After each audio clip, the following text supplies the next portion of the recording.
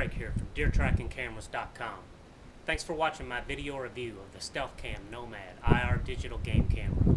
You can find this Nomad IR in an accessorized kit that includes the camera itself, batteries, a 2 gig memory card, and a security cable to protect you from theft. It's everything you need to head straight to the woods and set it up and start getting pictures and videos. And that's where I'm headed right now. So by the time I get this posted, I should have some sample videos and pictures that I'll include near the end of this video. In the meantime, let me tell you a little bit about this camera, and hey, feel free to leave some comments, subscribe to my video channel, and send any questions my way. I hope you enjoy this video and find it helpful. Okay, like I said before, the Nomad IR game camera kit has everything you need to get in the woods and start capturing images and videos. You get the infrared camera itself, a 2 gig memory card, batteries, a security bracket, a well-written manual, a mounting strap, and a USB cable for connecting the camera to your computer. If you take a look at the outside, you can see the infrared LEDs, an external LCD display screen which will show you the number of images or videos that have been taken, an external low battery indicator, and a test indicator, the camera lens, and the passive infrared sensor. On the bottom of the camera, there's a rubber pull tab that can be pulled to expose a 12-volt DC external power supply connector. These external power supplies are rechargeable, and they're great for remote operations in the field, especially in areas that you have difficult times getting to frequently. There's also a threaded tree screw mount, which can be used with Stealth Cam's tree screw mount to attach this camera to a tree to get optimal viewing angles.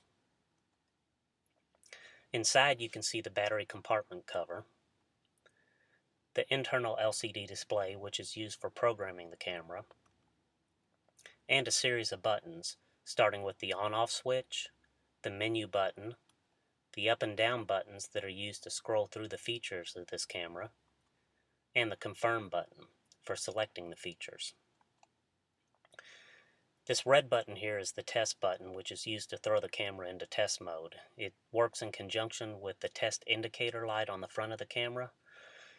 Once you put this into test mode, you can walk around in front of the camera to determine if the infrared sensor is picking up your movement in the proper locations. On the side, you have a USB port for connecting this camera to your computer. This is required if you want to access the 32 megs of internal memory that's installed in this camera. You also have a video out jack that can be used to connect this camera to a TV for larger scale viewing. Above that you have the SD memory card slot. This camera will accept up to a 2 gig memory card, and I highly recommend using this. I also like the fact that this camera has a large lock hole which will accept a heavy gauge lock. And you can see 2 camera housing latches that will give this camera a tight seal to protect it from inclement weather. On the back you have 2 strap slots which are used in conjunction with the included mounting strap. It's also used in conjunction with the security bracket. Now here you can see what the LCD display looks like with the camera turned on. Right now the camera is in camera mode, which will capture images, but it can also be set in video mode. And this shows the infrared emitter status, which can be turned on or off. This shows the capture mode, which is the number of images that will be taken each time the passive infrared sensor is activated. By default it takes 1 picture, but you can set this in a burst mode, which will take up to 9 pictures in succession. For videos, it captures AVI videos in lengths from 5 to 90 seconds. The resolution settings are high, low, and base. High gives you a 5 megapixel image, low gives you a 3 megapixel image, and base gives you a 1.3 megapixel image. Now for videos, you only have the option of selecting a 640 by 480 resolution. And you can also see the battery status. This icon here indicates a full battery. Now it's important that you set the date and time on your camera. The date and time is silkscreened on the bottom of each image that's taken or on the first frame of each of the videos that are taken. And the date and time is used to determine the moon phase, which is also silkscreened on these images. In addition, you get the temperature on the bottom of each image as well. Now, programming this camera was pretty simple. All you do is press the menu button to access the camera settings, then use the up and down buttons to scroll through the different features of the camera. You can select a feature by pressing OK, then use the up and down buttons to select an option within that feature set. Then press OK again once you have made the proper selection.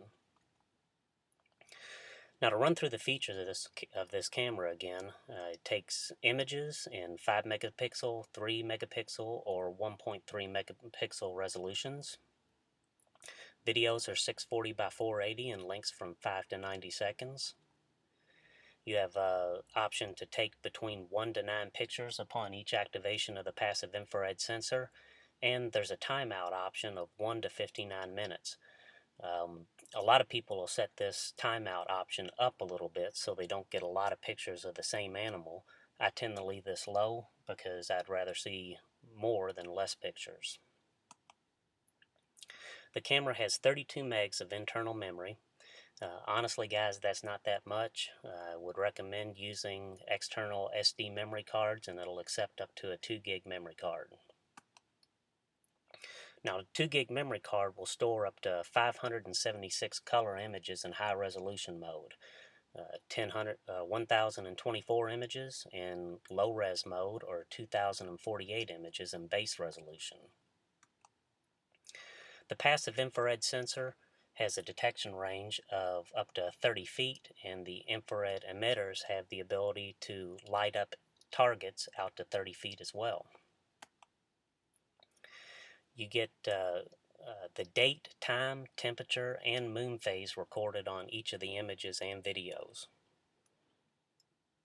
Now, a note about security.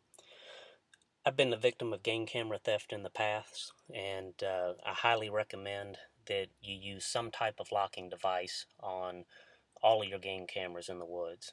I appreciate the fact that StealthCam is including security brackets with this kit, and you can see that the security bracket is cut out so that it offers an unobtrusive operation, and the back of the security bracket fits through the camera mounting straps.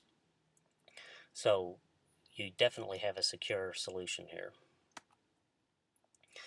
Now, the test results. I've had this camera in the woods for a bit, and some of the pictures were okay, others weren't. The infrared video quality was acceptable, but was a little bit grainy. The trigger speed wasn't the fastest, but it was still acceptable. Daytime color video quality was also acceptable. The colors were really vivid, but again there was a little bit of graininess in the images. Infrared image detail was good, but the images were a little bit washed out. And the color image detail was actually pretty decent, and the colors were very vivid again. This camera did have some issues though. It seemed to have difficulties during dusk and dawn, during those low light conditions when you have a lot of activity. It seemed to have issues determining when to switch over to infrared. A lot of the images were a little washed out, and you can see they were increasingly washed out here. Now, some of the images were completely whited out. I especially saw this during the use of burst mode. So, in conclusion, I've been searching for a low-cost camera solution that would still perform well, and I can't in good faith recommend this camera at this time. I'm going to continue my search for a good low-cost solution. Check back soon. I have picked up some of the new 2010 cameras, and I'll have some reviews up soon.